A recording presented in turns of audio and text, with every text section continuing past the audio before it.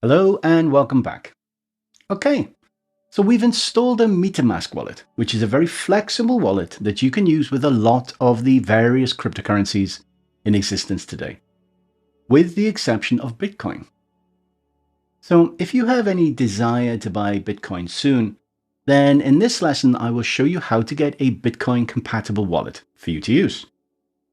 Even if you have no particular pressing desire to buy Bitcoin anytime soon, you can still watch this lesson as it's still useful information.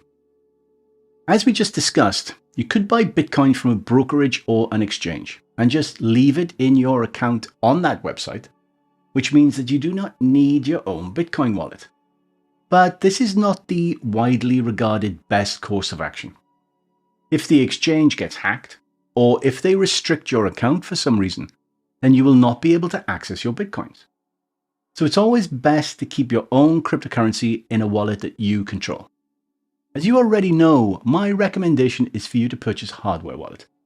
However, if you don't want to pay for a hardware wallet, you can use any of the wallets recommended by the very reputable website bitcoin.org, which will give you a selection of software wallets that you can download on your computer or smartphone.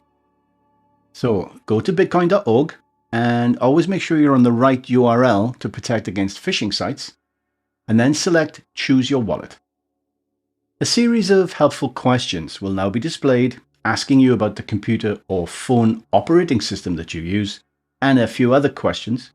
The bitcoin.org website will then give you a list of options for you to choose from, and a link to each of the relevant websites so you can download and install the software that you've chosen. There are many different options of wallet available, far too many for me to go over in this lesson. So this is where you'll start to do your own research for the first time by learning how to use your Bitcoin wallet software. It will operate in a very similar way to the MetaMask wallet we just set up.